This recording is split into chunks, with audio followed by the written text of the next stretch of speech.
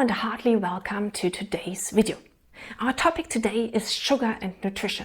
Well, sugar makes our life sweet. It has a very important role in our life, and I'd like to explore this a little bit more with you. My name is Dominika Hanschk, and I'm glad that you're here.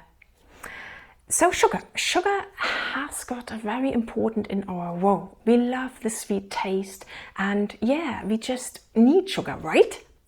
Well, many thousand years ago, sugar was only available in the form of fruits or maybe in vegetables and berries. Yeah, so it was a rare occasion that you would get this sweet taste in summer, and so the people living then were kind of like, yeah, they were looking for those sweet fruits, for these berries, because they were really important. They were very nutritious to actually keep alive and actually get reserves for winter that was coming when there would be no fruits, no berries available. But nowadays we can get sugars in all kind of forms. Yeah, it's not just this stuff that you put in your tea or coffee and which you can buy in big packs, but we also get sugar from honey, from dates, from maple syrup, there's so many different kinds of sugars or sugary food available that, well, it's quite a bit of sugar that our body has to cope with today. Now, I think one of the biggest problems with sugar is actually the fact that today we eat sugar in a different way than we used to, okay? So because Mother Nature only put sugar in fruits and berries, the people 10,000 years ago had to eat the fruits and vegetables and salads and so on to get this sugar out of it. Yeah? So they had to eat those fruits to get the sugar and use it in their body. But what do we do today? We don't just have sugar in form of fruits like an apple. So it does make a difference already whether you eat this apple and you have to masticate and you have to digest and you have to isolate the sugars from this apple to actually use it in your metabolism. But you could also make a smoothie. And when you make a smoothie, what do? You actually put that apple in there and you make it so, you make it so small that everything in that apple is readily available for the body. So yes, you have got fibers in it, and you have got the vitamins, and you have got the minerals, and you have got the carbohydrates. Yeah, you've got all that available, but it's readily available for the body. You don't have to digest it really anymore. So it can go into your bloodstream a lot faster than if you would eat that apple on its own. So a smoothie is already different than eating that apple, and it makes the sugar more easily available for the body. Therefore, our blood sugar levels rise, and our metabolism is completely different to the way it used to. But you could go one step further. You could actually not have a smoothie, but have apple juice. And that's in a way even worse. Yes, the apple is healthy. Yeah, it's a really good thing. It's like Mother Nature intended it to eat that apple. But if we actually don't use it as a smoothie, but use it as apple juice, what we're doing? We are extracting the fiber. And the fiber, which actually slows down digestion, is now lost to our body, and we only have the carbs in there, the sugar. So it goes even faster in our bloodstream and raises our blood sugar levels even further. And then there comes a different thing on top of that, and that's that fluids are digested differently or go into our metabolism, go into our body on a lot faster way than actually eating and digesting food. Why is that? Well, our body consists of 60 to 70% water, and one would expect that if we need to replenish that, we drink water. Water does have no calories, so drinking water is no problem. Our body can just replenish the water that it has lost or needs for digestion and so on. And that's why fluids can enter our body quite quickly and our metabolism quite quickly. But if you now drink the apple juice or the cola or lemonade or soda, you have the problem that this is not pure water. It actually comes with calories, okay? So you're giving your body calories for something that shouldn't contain calories. And that's, if you drink a lot of these sugary drinks, is a real problem. And there's a second factor that plays into that. And that is that our stomach actually produces a hormone which is called ghrelin, and ghrelin is supposed to show our brain whether we are hungry or not. So if our stomach is empty, the stomach produces this hormone ghrelin, and our brain knows, oh, I'm hungry, I need to eat. And when we eat, when we actually provide food, our stomach slowly fills up. And at a certain point in time, it actually says, well, I don't need to produce ghrelin anymore. I'm actually satisfied, I'm full, and the brain can actually decide to stop eating. That's why you should eat slowly, because it takes a little bit of time for the for the stomach to not produce that hormone anymore, and for the brain to realize, oh, that hormone is no longer available. I'm not hungry anymore. Okay? But here's the fact. Our stomach functions in a certain way. It has got this bean shape, yeah? And whereas food actually goes the long way and actually collects at the bottom of the stomach to get digested, fluids actually take the short way. And fluids can go directly through the stomach very, very quickly. That means everything we drink gets into our metabolism a lot quicker than any kind of food we are actually consuming. And that's why it's a problem when we have a lot of carbs in our fluids, because that's a lot of easy energy that we may not need. Okay? So that's basically the first thing, why we should be concerned about sugary drinks and actually prefer waters. There's obviously lots of other things we should consider there, because you could come up with the idea, oh well, then I take those zero Coke and whatever the industry has come up with, so that we have those artificial sweeteners. Well, that's not so good either, because with those artificial sweeteners come a lot of additives on phosphates and whatever that are still a problem with our body. But that's a different kind of story. I don't want to explore that in more detail today. But hey, so sugary drinks are a problem for our body. Okay? There's one more thing I want to tell you though. It's when we actually have, for example, water. I mean, there are lots of water with a taste. Yeah? But have you actually had a look on those bottles? What are the actual ingredients? What I find is that many of those flavored waters actually have still sugar in it. It's not a lot, but it's sugar in the form of fructose. And fructose, you need to know, is a sugar that has a specific metabolic way it has to go in our body. Everybody knows that only the liver is able to actually get alcohol out of our body, to use alcohol as as energy, yeah? And there's a specific metabolic way that works in our body.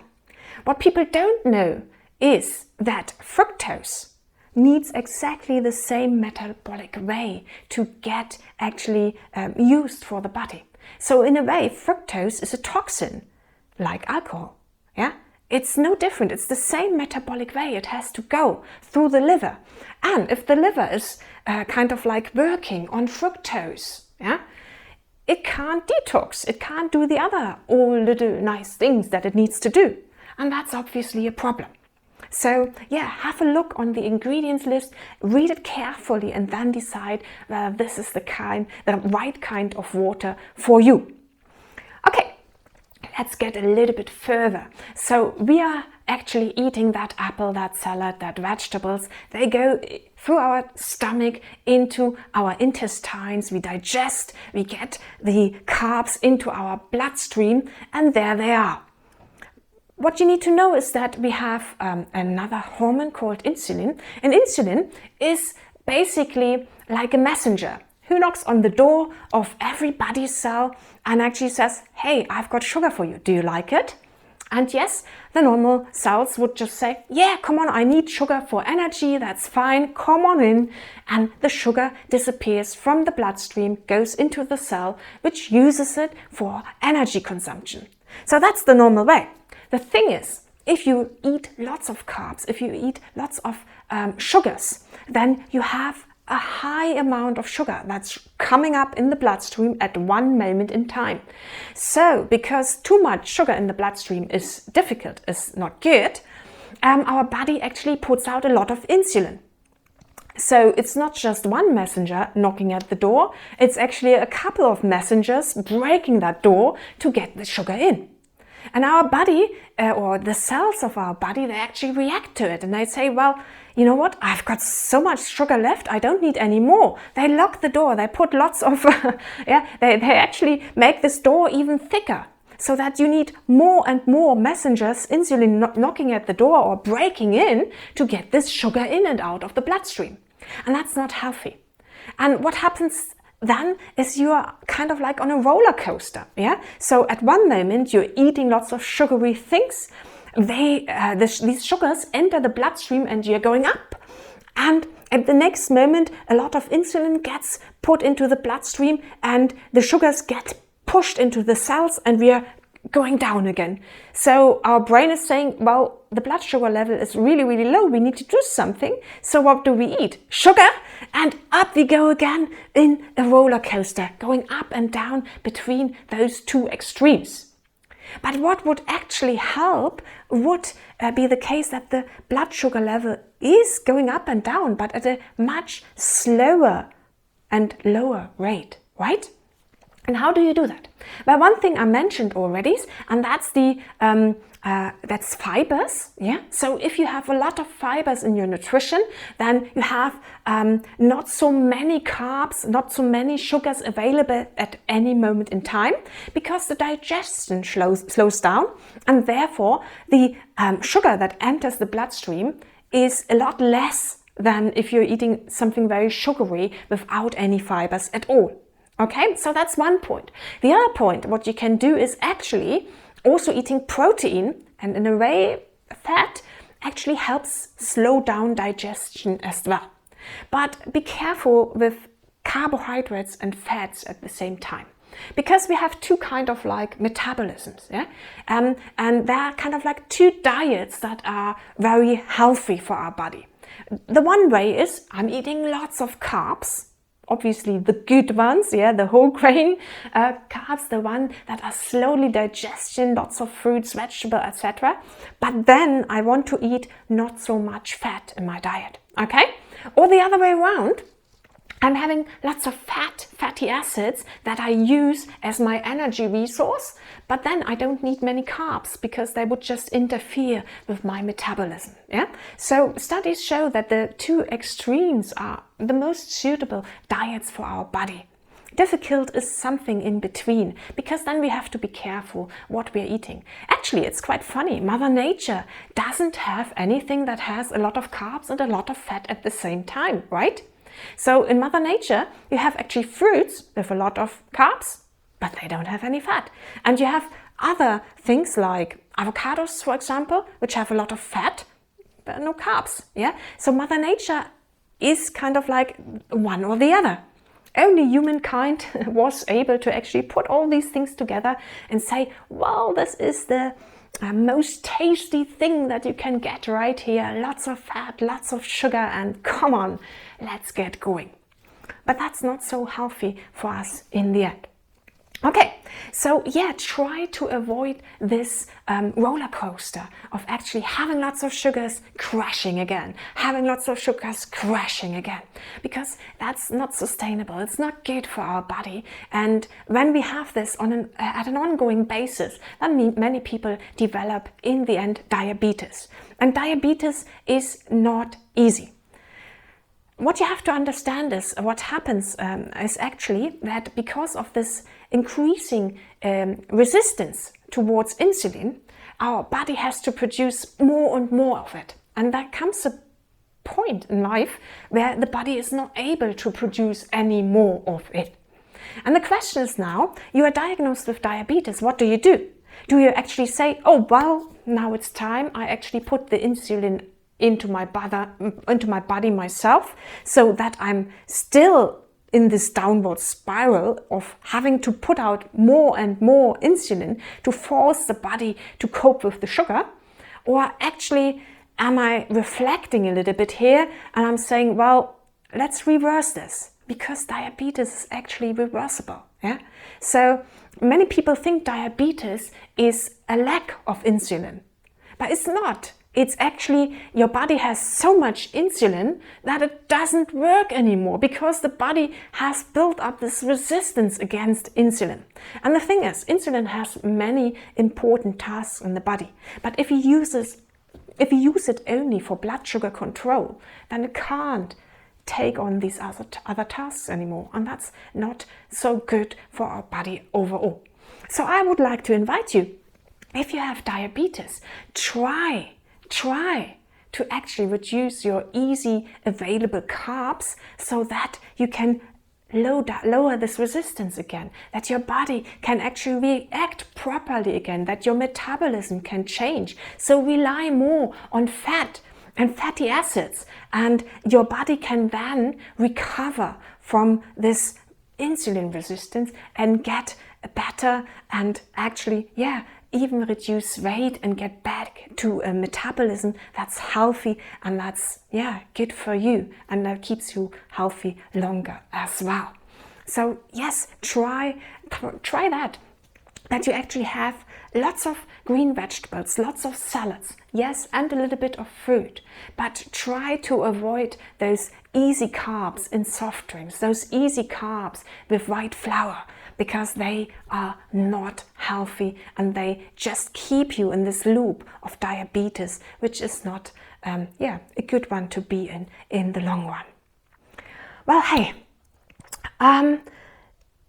this is basically it I wanted to teach you today, and I hope you have actually found it quite useful for yourself in the way how sugar influences our nutrition, and what ways we can actually our body actually reacts on sugar, and why the amount of sugar that we actually consume because of the industry, and what kind of foods the industry provides, that this is not good in the long run.